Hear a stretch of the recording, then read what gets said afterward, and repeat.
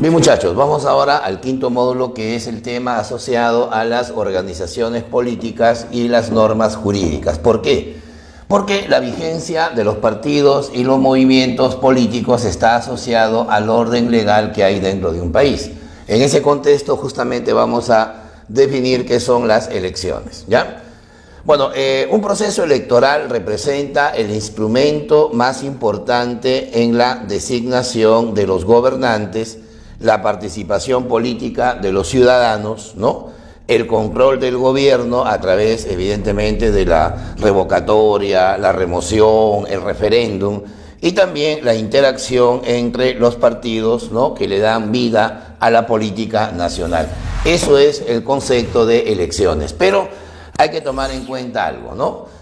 En todo proceso electoral, el voto representa el pilar, representa el punto central de un proceso electoral. ¿Está bien? Entonces vamos a ver cuáles son las 5 condiciones que tiene el voto, o llamado también el sufragio. A ver, el voto en primer lugar es personal. Segundo lugar es igual. Tercero es libre. Cuarto es secreto y quinto es obligatorio. Entonces vamos a definir cada característica. El voto es personal porque el ciudadano no puede transmitir su elección,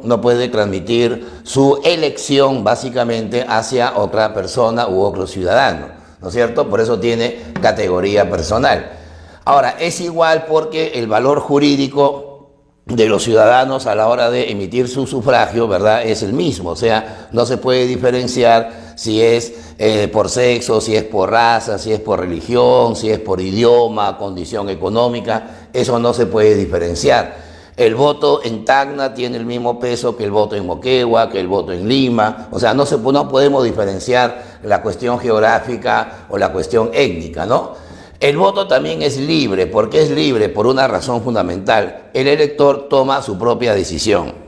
No está coercionado ni coaccionado, no está vinculado a las decisiones que toman otras personas. Por eso se llama libre. Es secreto porque solamente el ciudadano conoce por quién ha dado su orientación electoral. Y además es obligatorio porque en nuestro país la polaridad está asociada a una multa, ¿no? En nuestro país el voto es obligatorio hasta los 70 años, ¿no? Después de los 70 años, el voto se llama facultativo. O sea que si el ciudadano mayor de 70 años no vota, no se le va a aplicar la multa electoral. ¿Está bien? No olvidar hasta los 70 años, ¿ya? En el caso de los miembros de las Fuerzas Armadas y Policiales, ellos tienen lo que se llama el voto pasivo. O sea, ellos solamente pueden elegir, pero no pueden ser elegidos, ¿no? Los miembros de las Fuerzas Armadas y Policiales solamente pueden postular a un cargo político si es que han sido dados de baja o han pasado al retiro por lo menos 6 meses antes de un proceso electoral. Y además, en el caso de la cuestión ejecutiva o la cuestión gubernamental, los policías y los militares sí pueden desempeñar el cargo de ministros, ¿no? Básicamente para las carteras como Interior o Defensa, ¿no es cierto? Bueno. Vamos ahora a los tipos de elecciones que hay en el Perú. Se considera hasta 6 procesos electorales. Primero, elecciones presidenciales. Las elecciones presidenciales se llevan a cabo cada 5 años, ¿no? ¿Qué es lo que se elige ahí? Se elige a lo que se conoce políticamente como la plancha electoral. Se elige a un presidente y 2 vicepresidentes, ¿no? La Constitución señala que si el presidente deja el cargo o el cargo queda vacado, entonces asume el primer vicepresidente. En su ausencia sería el segundo vicepresidente, ¿ya? Luego vienen las elecciones parlamentarias. No, obviamente ahí lo que se elige son congresistas, ¿no? Recordemos que en nuestro país el Congreso es unicameral.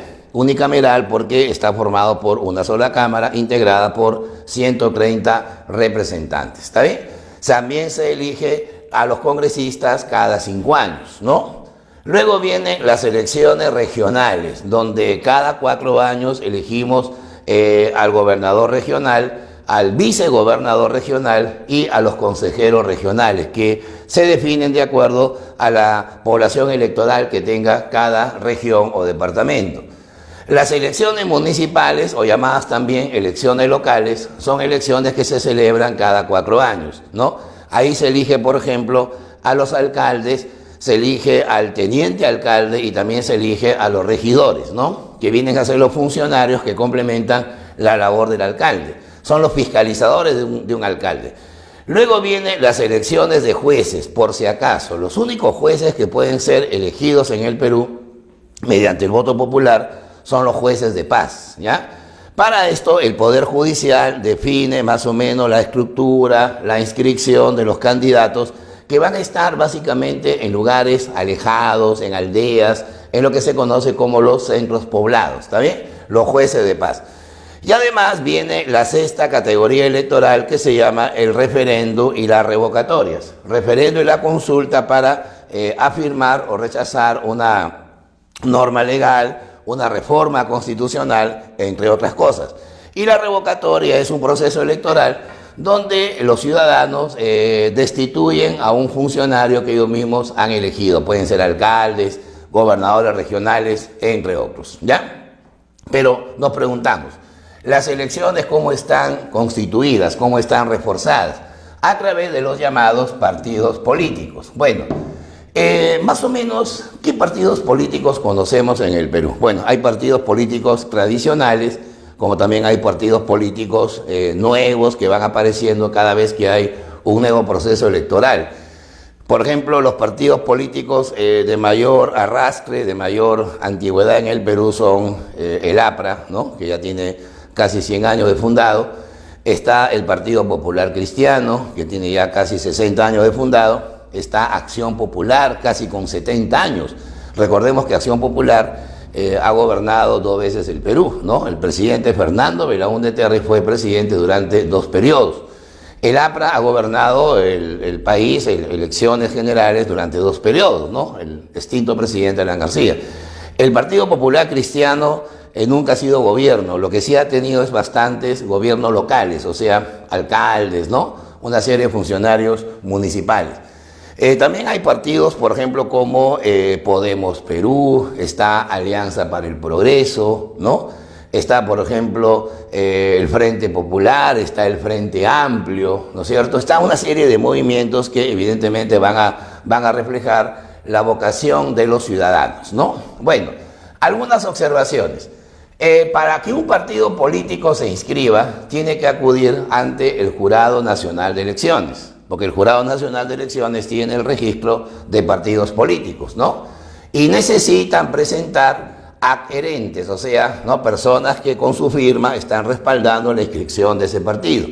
Las firmas no pueden ser menor al 4% de la población electoral activa, o sea, más o menos podemos hacer un estimado. Si en el Perú, por ejemplo, hay casi 25 millones de electores, ¿no? Que han participado en el último proceso eleccionario, el 4% sería casi 1 millón de personas. O sea, imagínate, para que un partido se registre, necesita 1 millón de firmas que respalden y que sean, pues, válidamente comprobadas por el jurado electoral. Si no llegan al 4%, entonces el jurado inmediatamente rechaza la inscripción de ese partido. En segundo lugar, los partidos políticos pueden hacer alianzas, o sea, pueden, digamos, unirse a otros partidos, pero temporalmente, solo para un proceso electoral relativo, ¿no? Y también pueden realizar las fusiones, que en este caso van a ser definitivas. 2 o más partidos se pueden fusionar de manera perenne, de tal manera que van a estar facultados para participar ya no en un proceso electoral, sino en 2 o más procesos eleccionarios. ¿Está bien? Ahora, los movimientos regionales o locales son aquellas organizaciones políticas que van a participar para elegir gobernadores regionales, ¿no? Y en todo caso, cuando se trata de alcaldes, se llaman movimientos locales. A diferencia de los partidos que tienen el ámbito nacional en todo el Perú, estos tienen un ámbito regional o provincial o distrital. Pueden aparecer, por ejemplo, movimientos distritales en Comas, movimientos distritales en Breña, ¿no? Pueden haber movimientos locales en la provincia de Lima, puede haber un movimiento regional, por ejemplo, en Huánuco, ¿no? ¿Sí o no? En Tumbes. Entonces vamos a diferenciar que estos son, digamos, organizaciones políticas, pero eventuales, ¿no? No tienen la consolidación de los partidos políticos. Bueno, justamente los requisitos están acá. necesitan presentar los adherentes, o sea, firmas, igual que los partidos, pero ojo, no menor al 5% de los ciudadanos del ámbito local o regional, de los que participaron en el ámbito local o regional. O sea, por ejemplo, imaginémonos a ver Tumbes, ¿no? Tumbes tiene 100.000 habitantes, de los cuales cerca de 70.000 son ciudadanos listos para sufragar. ¿Cuánto sería el 5% de 70.000? Sería aproximadamente 3.500 personas. Quiere decir entonces que si yo quiero ser gobernador regional de Tumbes, el movimiento que yo voy a plantear ante el jurado electoral debe tener 3.500 firmas como mínimo para poderme lanzar como su candidato. ¿Está bien? Es una situación un poco más fácil, digamos, que la de los partidos, porque los partidos exigen no menos del 4%, pero de la población de todo el país, ¿no? De la población electoral nacional. Ya, dos principios adicionales. La Oficina Nacional de Procesos Electorales, o sea, la OMPE, verifica las firmas para los partidos. O sea, eso significa que cuando el partido tiene que llevar aproximadamente 1.000.000 de firmas, el que va a depurar las firmas, el que va a comprobar si son falsas o tienen validez, va a ser la OMPE. ¿Está bien? Mediante pues el sistema de registro informático. Y el RENIEC, o sea, el Registro Nacional de Identificación del Estado Civil, va a verificar las firmas de los movimientos, o sea, porque los movimientos son más locales o más regionales. Por lo tanto, el RENIEC va a tener la facilidad de hacer menos conteo de firmas que apoyen a estas organizaciones. Bueno, dentro del ámbito de la participación ciudadana y las cuestiones asociadas a las elecciones, vamos a conocer cuáles son las organizaciones sociales más conocidas, ¿no? Las organizaciones sociales las podemos agrupar hasta en 5 categorías.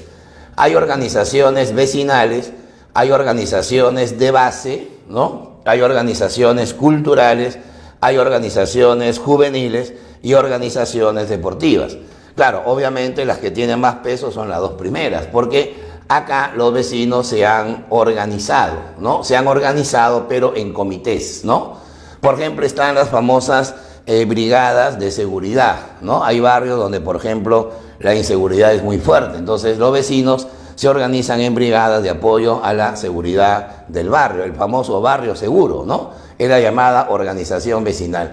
O también hay organizaciones vecinales, por ejemplo, que apoyan la cultura, apoyan la educación, luchan frente al abuso de los derechos humanos, una serie de elementos que involucran más a los vecinos, ¿no? En cambio, las organizaciones de base tienen fundamentalmente una raíz más socioeconómica, ¿no? Por ejemplo, el Club de Madres, el Vaso de Leche, el Club, por ejemplo, de Alimentación Popular. Son organizaciones de base que vamos a encontrar principalmente en las zonas más vulnerables, ¿no? Las organizaciones culturales, bueno, ahí, por ejemplo, lo que se promueve es la recreación, ¿no? Se promueve el entretenimiento, se promueve la cultura, como su mismo nombre lo está indicando, ¿no? Por ejemplo, una asociación de teatro, ¿no? Una asociación, por ejemplo, de investigación científica, ¿no? Vienen a ser organizaciones culturales. Las juveniles están más asociadas, más que a la cultura per se, están asociadas fundamentalmente al desarrollo de la personalidad, ¿no? La música, ¿no? El arte fundamentalmente está asociado más a lo juvenil. Y las deportivas, pues, que están asociadas principalmente a clubes, a pequeñas federaciones, equipos, ¿no? De fútbol, de vóley, donde los vecinos buscan evidentemente la colaboración, pero sobre todo la organización. Ya, así que no olvidar. La base de las organizaciones sociales son las vecinales, luego vienen las organizaciones de base socioeconómica, ¿no? Las culturales, las juveniles y las deportivas, ¿correcto? Bueno, si hemos hablado de las elecciones, hemos hablado de los partidos, hemos hablado de los movimientos, es evidente que tenemos que hablar también de las normas, ¿no? O sea, los principios que rigen nuestra conducta, ¿no? Bueno, vamos a ver la definición. Las normas es el conjunto de principios, ahí está bien clarito, que regulan los actos y la vida de las personas y o instituciones, ¿ya? O sea, la conducta personal, la conducta institucional va a estar regida siempre por las normas. Lo que pasa es que nosotros, en el campo, vamos a llamar, de una amplitud disciplinaria, podemos hablar de normas morales, normas sociales y las normas jurídicas. ¿Cuál es la diferencia? Que las morales están asociadas a los valores, a los principios, a la conducta individual, subjetiva que tengan las personas. Las sociales están fundamentalmente relacionadas con las costumbres, ¿no? O sea, lo que es la idea de convivencia social, ¿no? Fundamentalmente. Pero las jurídicas están relacionadas con el derecho, están relacionadas con el Estado, ¿no es cierto? Si, por ejemplo, el gobierno da un decreto de urgencia, ¿no? Eso es una norma jurídica. Si el Congreso aprueba una ley, es una norma jurídica, ¿no? Si el gobierno da un decreto supremo, es una norma jurídica. Por eso que las normas jurídicas hay que entenderlas bajo una base, bajo una pirámide, bajo una jerarquía, ¿está bien? Y eso justamente se conoce como la pirámide jurídica, ¿no? Asociada a ¿no? austriaco llamado Hans Kelsen. Por eso que también se le llama la pirámide kelseniana. Bueno, esta pirámide, por lo general, porque también se puede hablar hasta de 5 niveles, va a tener 3 niveles básicos, ¿ya? Está el nivel constitucional, luego viene el nivel legal y luego viene el nivel de reglamento o simplemente reglamentario. ¿Cuál es la diferencia? El nivel reglamentario se subordina al nivel legal y el nivel legal se va a subordinar al nivel constitucional. Esto es muy importante, sobre todo cuando estudiamos, ¿se acuerdan?, los procesos constitucionales. Hablamos de la acción popular y la acción de inconstitucionalidad. Bueno, vamos a ver cómo funcionaría la respectiva pirámide, ¿no? Bueno, acá tenemos a la norma más importante de todas, por eso se llama la Carta Magna, conocida como la Constitución Política del Perú. ¿Está bien? Que al final va a tener la misma jerarquía que los tratados internacionales en materia de derechos humanos. O sea, no es que el tratado esté encima de la Constitución, sino que cuando hay una, digamos, controversia, ¿no? Hay una especie de desigualdad en interpretación, va a predominar el tratado internacional. Por ejemplo, el Pacto de San José, el Pacto de Costa Rica de 1969 ha derogado, ha abolido la pena de muerte, pero la Constitución actual que tenemos en nuestro país permite la pena de muerte. Entonces la pregunta es, la Constitución dice sí a la pena de muerte, pero el Tratado Internacional dice no. Entonces, ¿quién prevalece? El tratado. Por eso que en nuestro país no podemos aplicar la pena de muerte, ni siquiera en caso de terrorismo o de traición a la patria. ¿Está bien? En el nivel legal vamos a tener la siguiente jerarquía. Acá están los tratados internacionales que obviamente no tienen que ver con derechos humanos. ¿Quién aprueba el tratado internacional? El Congreso, pero el que lo celebra es el Poder Ejecutivo. O sea, siempre hay esa relación gobierno-Congreso, ¿verdad? Las leyes orgánicas son normas que permiten el funcionamiento de alguna entidad pública, ¿no?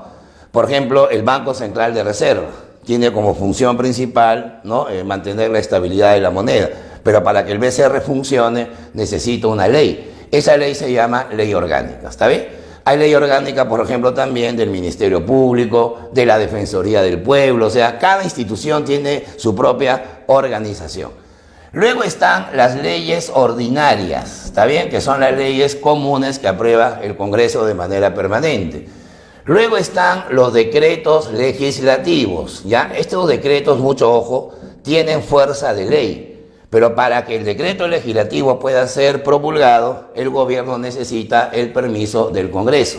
Es lo que se llama la delegación de facultades, ¿no? Inclusive, a veces el gobierno, cuando ve que el Congreso le para denegando el permiso para dar decretos legislativos, puede hacer hasta cuestión de confianza. Y eso puede generar un conflicto entre ambos poderes, ¿verdad? Los decretos de urgencia son normas que da el gobierno cuando hay una situación extraordinaria en el país. Por ejemplo, se cerró el Congreso, se disolvió el Parlamento, por lo tanto el gobierno va a legislar, pero mediante decretos de urgencia. ¿Está bien? Esa es la idea. Y por último estarían las ordenanzas municipales. Las ordenanzas municipales son normas jurídicas que dan los alcaldes, pero con aprobación del Consejo Municipal, o sea, de todos los regidores. De tal manera que la ordenanza va a tener fuerza de ley. Entonces yo les hago una pregunta. Entre la Constitución y la ordenanza, ¿quién va a prevalecer? Obviamente la Constitución. Por eso siempre la jerarquía de las normas jurídicas hay que tomarla en cuenta, ¿ya? Y por último viene el nivel de reglamento. ¿Por qué se llama nivel de reglamento? Porque son normas que no tienen origen legal. Lo que hacen es aplicar la ley a determinados campos, por eso se llama reglamentario. Por ejemplo, van a estar los decretos supremos, ¿no?, que los aprueba el presidente con el Consejo de Ministros. Las resoluciones supremas, que solamente la firma el presidente y un ministro individualmente. Las resoluciones ministeriales, que las firma cada ministro. Los edictos municipales, que son avisos que se ponen para dar cuenta de algún acto administrativo. Hola muchachos, vamos a resolver la práctica relacionada con el proceso electoral, los partidos, los movimientos, ¿no es cierto? A ver, las organizaciones de base, las organizaciones sociales también. La pregunta 1 dice, las elecciones son la fuente de legitimación tanto del sistema político como de sus líderes o dirigentes. A través de ellas se verifica la participación política en las grandes mayorías. Se supone que hay un 90% que acude a votar. Sobre este mecanismo de participación ciudadana en el Perú se puede afirmar lo siguiente, solo hablando de elecciones. El Congreso, la 1 dice, realiza la convocatoria del referéndum. No, pues el referéndum lo convoca el Jurado Nacional de Elecciones. 2. Son obligatorias para todos los ciudadanos hasta los 70 años. O claro, obviamente el voto es obligatorio hasta los 70 años. El presidente de la República convoca elecciones mediante decreto supremo. Eso es verdadero, es una de sus obligaciones. Y la 4 dice, el Poder Judicial organiza la elección de los jueces de paz. También es correcto, pero solamente en los centros poblados. Porque los demás jueces y fiscales son nombrados por la Junta Nacional de Justicia. Entonces, viendo las opciones, las correctas serían la 2, la 3 y la 4. O sea, la clave sería la D. ¿Estamos? Pregunta número 2. Un grupo de ciudadanos del departamento de Loreto se han organizado en un movimiento de carácter regional, o sea, quieren, ¿no?, colocar a un ciudadano como su presidente regional, y solicitaron su inscripción en el Jurado Nacional de Elecciones, la cual fue rechazada. O sea, ¿por qué el jurado rechazó a ese movimiento regional en potencia? Identifique una de las infracciones que habría cometido el movimiento para no ser inscrito. A ver, la A dice, la organización política estaba integrada en un 70% por varones. O sea, el cupo de género no indica de que se pueda discriminar a un partido. La B, el contenido ideológico del movimiento era de corte violentista. Lógico, pues lo que buscamos es que no vuelva el terrorismo, no vuelvan las ideas violentas al sistema político peruano, ¿no es cierto? Hay un movimiento por ahí llamado el Movadef, ¿no?, que intenta constituirse como partido, es más, busca liberar a su líder, o sea, el líder terrorista. La C dice, carecían de las actas de los comités partidarios distritales, lo descartamos. La relación de adherentes no alcanzaba el 6%, en los movimientos debe ser 5%, ¿verdad? Ahí la respuesta sería la opción B. ¿Estamos? Pregunta número 3. Hay que relacionar ahí, ustedes tienen en la separata. Elija la alternativa que relacione correctamente las organizaciones sociales. A ver, organización de vecinos, organización de base, organización cultural, organización juvenil. A ver, la A dice Centro Materno Infantil de Huaycán. Bueno, esa es una organización de base, pues, ¿no? Evidentemente, porque está organizándose por un objetivo, ¿no?, social. Él dice Asociación Caporales Victoria, ¿no? Bueno, eso tiene que ver con un baile, ¿no? Eso es una organización cultural, una danza, digamos, ¿no? Exploradores Agustinos, ¿no? Bueno, eso debe ser, pues, un movimiento de tipo juvenil, ¿no? O sea, un club deportivo, no sé, pues, por ahí de repente científicos que se organizan, ¿no? Y la D dice Junta de Seguridad Ciudadana de Mirones, es un barrio que hay acá en el centro de Lima. Entonces ahí esa es una organización de vecinos para evitar los robos, los asaltos. Entonces relacionamos y vamos a tener entre las opciones, sería la respuesta D, que dice 1D, 2A, 3B y 4C, ¿ya? Esa sería la clave. A ver, pregunta número 4. Dice, el movimiento político Marcha Laco, así se llama, gestiona debidamente su inscripción y para ello presenta, entre otros requisitos, el kit electoral, o sea, el paquete, que contiene la relación de un número de adherentes correspondiente al 5% de la población que sufragó en las últimas elecciones dentro de su circunscripción, o sea, dentro del Callao. La verificación de estas firmas, hemos dicho que cuando se trata de partidos, el que verifica las firmas es la OMPE, pero cuando se trata de movimientos locales o regionales es el RENIEC. De acuerdo a las opciones, ahí la clave sería la C. El Registro Nacional de Identificación y Estado Civil, es decir, el RENIEC. A ver, siguiente pregunta, dice, la inscripción de la organización política local, Varones al Poder, estamos hablando de organización para alcaldía de repente, ¿no?